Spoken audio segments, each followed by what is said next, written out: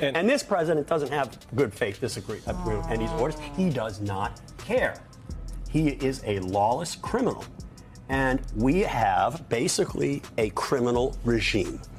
And if you believe that they are going to abide by court orders, they're not going to do it. They're already probably trying to slide around the court order. How extraordinary this situation is, where the president of the United States, who is a convicted criminal and who has been indicted on federal charges, is firing the FBI director for the stated reason that the FBI director conducted a search based on probable cause found by a United States district judge to search for stolen, secret, classified documents that he hid from the FBI and lied about. Yeah. And then, lo and behold, the documents were right where the search warrant said they were.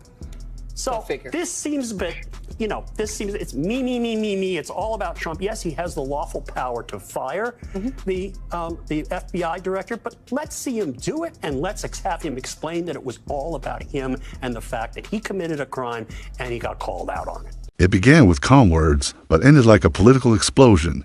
George Conway didn't yell or brag. He just held up a mirror to Donald Trump's time in power and shattered the image. This wasn't a joke. It was a breakdown of everything. One by one, the ideas Trump promoted, his power, his success, his loyalty were taken apart with precision. Conway wasn't guessing. He was revealing the truth. A man once feared in Republican circles now spoke with steady calm, calling Trump not just a former president, but a danger to the country's mental health. The kind of threat you don't argue with, you contain it.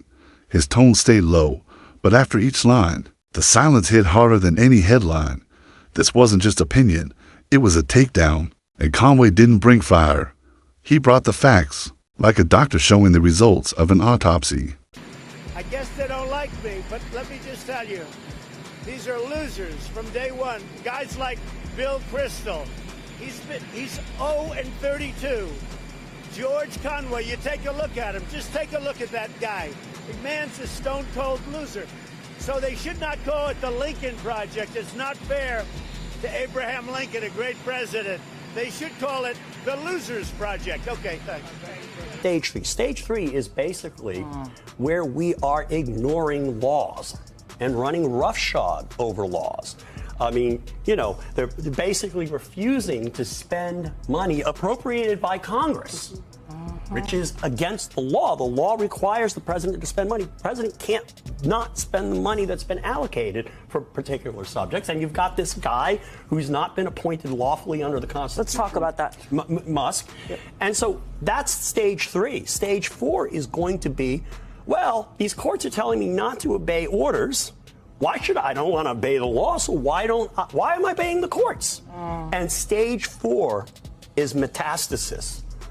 Stage four is when democracy can die, and the rule of law can die, and constitutionalism can die. And we unless something happens radically, I can't see how we don't get to stage four, because the logical path that they are taking, which is that the law doesn't apply to us, and nobody can enforce the law against us. Yes, they're saying these activist judges are saying these things. Conway's first point hit hard like a hammer.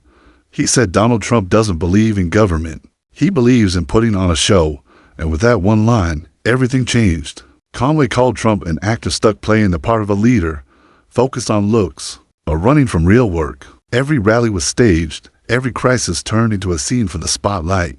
But the biggest surprise wasn't how fake it looked, it was why. Conway said Trump isn't here to lead.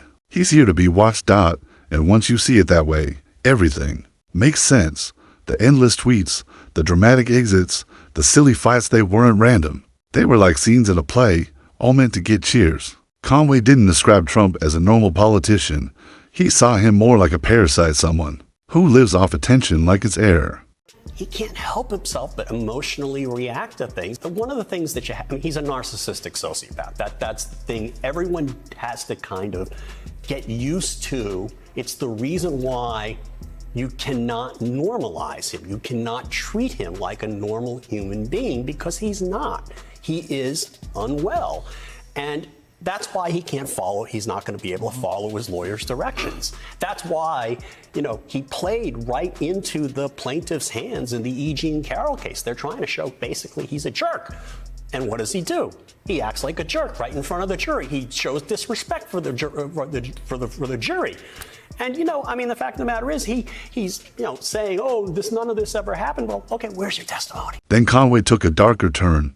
He said, when the applause stops, Trump panics, and when he panics, he destroys. That, Conway argued, is the real danger. Trump doesn't just want control, he demands total obedience, not for strength, but to shut down anyone who disagrees. Conway described how Trump sees any pushback as betrayal, whether it comes from judges, reporters, or even his own team. He cuts people off, punishes them, and finds someone new.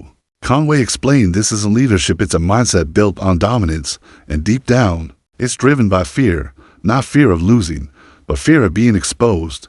Conway said behind Trump's loud confidence is a scared man, hiding his weakness with anger, and when that mask starts to fall, he doesn't stop to reflect. He strikes back, and the damage he causes, it doesn't just hurt people, it hurts the whole country. You've got the sociopathy, the narcissism, the pathological narcissism, and the Machiavellianism, and then the sadism. He wants to see people suffer. He wants to see them squeal, including the people who voted for him.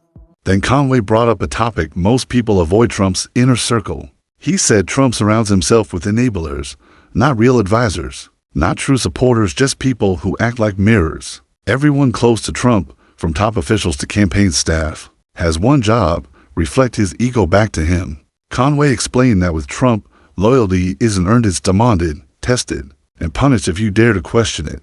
Trump doesn't look for the smartest people, Conway said. He looks for the safest ones, the kind who won't speak the truth. That's why whistleblowers were shut down, why experts got pushed out, why confusion replaced experience. Conway claimed Trump built a wall of praise around himself, but the real danger, that wall also works like a bunker, hiding him from reality, and by the time reality finally gets in, it's already delayed. The other thing that he did was to show that this is his modus operandi. He intends to. He's willing to use the threat of violence or to incite violence in order to coerce government officials to either forego enforcing the law against him or to violate the law, as he sought to have Pence and members of Congress do on January 6th. Next, Conway turned to Trump's marriage not for drama, but to show how fake his public image really is. He said Melania isn't a partner. She's a prop in Trump's ongoing political show. Conway didn't guess he pointed to clear signs: cold body language, forced moments, and her refusal to act like a traditional first lady.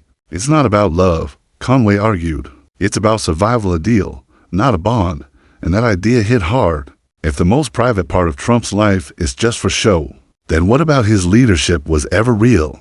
Conway warned us people confuse repetition with honesty, and in Trump's case, his constant posing, branding, and power plays weren't signs of strong character, they were strategy. Because a man who treats marriage like a performance will treat a whole country like an audience. I mean, this is just insight into the mind of Donald Trump. It's basically like if you took someone's brain and put it into a blender. Sure. And then just pulled out neurons randomly. But he's got probably all his neurons basically say about 5 things. Right. I'm great. I won the 2020 election. Sleepy Joe. Hillary. Then Conway tackled Trump's business record. He didn't just criticize it, he exposed the illusion behind it. Trump sells success, Conway said. But what he really delivers is failure. Bankruptcies, flop companies, fraud cases, charity scandals, it was all there. Conway walked through Trump's business history like a list of broken promises. He doesn't build. Conway explained. He just puts a new name on failure and sells it again. But this wasn't just about bad business decisions. It was about broken trust. Conway said Trump's real skill isn't making money, it's making people believe he ever did. And that lie, Conway warned, has now infected American politics. Trump turned chaos into confidence and recklessness into power, and as the country bought into it, Trump kept gaining not just wealth, but control. Because for him, power isn't about profit. It's about making people obey. They don't want to obey laws. They don't want to obey rules. They don't think they apply to them. And Donald Trump has no moral conscience and no empathy. He does not care about anybody else other than Donald Trump, which is why in his first term he said, Article 2 lets me do whatever I want, Article 2 of the Constitution. The first Trump term, which I call Shit Show 1, was a was an assault on the rule of law, but it was only like it was like cancer. It was like a stage 1, maybe stage 2. We got to stage 2 right around January 6th. And he was a threat to the rule of law. And then he went into remission. Now he